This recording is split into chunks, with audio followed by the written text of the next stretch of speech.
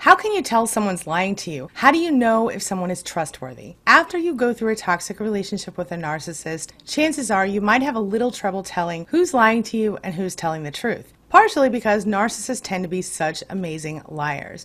For example, yesterday I was talking to a client and he said to me, I can't really tell if she's lying or not, because even when I know for sure that she's lying, she's very convincing. Now, this is something I hear all the time from clients, from people here on YouTube, from people over at Facebook, in our SPAN group, all the different places. Everybody says they're so good at lying.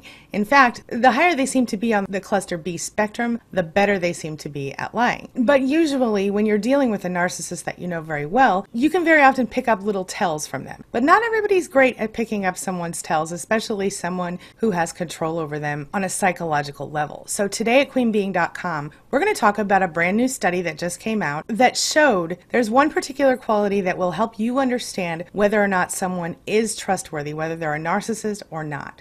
So let's get started. Closed captioning provided by Athena Moberg and CPTSDFoundation.org.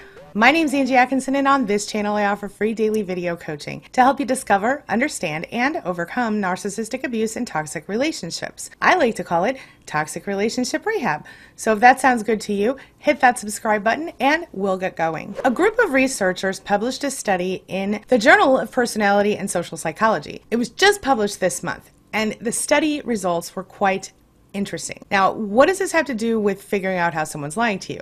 Stick with me, we'll get there. Now, as you know, I've done videos in the past about body language and how to tell if people are lying based on the way their face looks, based on the way they hold their posture, things like that. I'll link to some of those up there for you. But today, we're talking about a very specific quality that someone has or doesn't have. And if you can determine this, it will help you know whether or not that person is trustworthy. And it's kind of maybe a little obvious, but something that we never thought of before.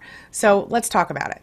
How do you know who you can trust? Like I said, there's tons of research that's been done that shows different qualities, different body language things, various ways you can kind of determine if someone in your life is trustworthy or not. We know how to build trust with people. There have been tons of studies on that. There have been tons of studies that show what takes away trust from people. But what we haven't really heard a whole bunch about is actually what makes them trustworthy in the first place. So this study determined, I hope you're sitting down for this, that one quality, guilt proneness, can help you understand whether someone's going to be trustworthy or not. What am I talking about? Apparently, someone having the ability to have a guilt trip, to be guilted, to feel guilty at all, or even anticipating feeling guilty so they don't do something, this is an indication of trustworthiness, according to these researchers. And apparently it's a powerful one. So let's talk about the study. Researchers came together from Carnegie Mellon, University of Pennsylvania, and University of Chicago business schools. And they wanted to know specifically what personality traits will help people determine whether someone's trustworthy. Their original purpose was for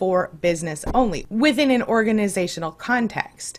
With that being said, the study was focused on little games and surveys and things that would be appropriate for a business study. They measured traits like openness, agreeableness, how neurotic someone was, conscientiousness, guilt proneness, extroversion, things like that. For example, in one of the little games they played, participants were put together with partners, and one participant would receive money from the other participant. And then that person's money was doubled. They were expected, of course, to return half of the money to their partner, or they could choose to keep the money for themselves. In another game, the participant was told to either tell the truth or lie to the partner, and they were given an incentive to lie. But the partner was relying on their results to make a decision. Now, the person is also told, so here's your incentive to lie, but it's going to harm your partner because they're going to be relying on untrustworthy information to make that decision. Now, in both of those exercises, the researchers figured out that being guilt-prone would more positively indicate that someone is trustworthy above literally any other quality that was checked. So they measured this separately in different questionnaires using different situations, such as how the subjects would feel in different scenarios, like hitting an animal with a car or missing lunch with their friend, things like that. One of the researchers, Emma Levine, said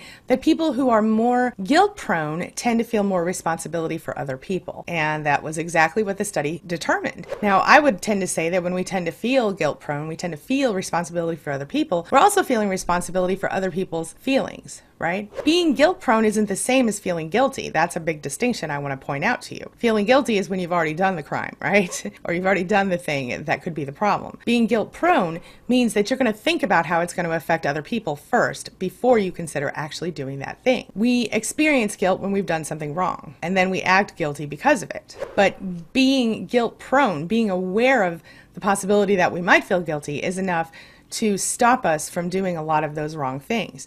For example, I'll stop my car in the middle of the street even if no one's around to watch, to avoid hitting an animal. So being guilt prone causes us to not hurt other people in the first place, to not do things that are toxic, to not do things that are untrustworthy. So I think what it all comes down to is that if you are guilt prone, you also have empathy. So narcissists in general are not trustworthy because not only do they experience no remorse, but they also don't have empathy. It's all connected. Would you agree? This brings me to the question of the day. The question of the day is, what do you think about this study? Have you heard about it? Do you think that being guilt prone makes a person more trustworthy? And does this change how you will proceed from here on out when you're dealing with new people?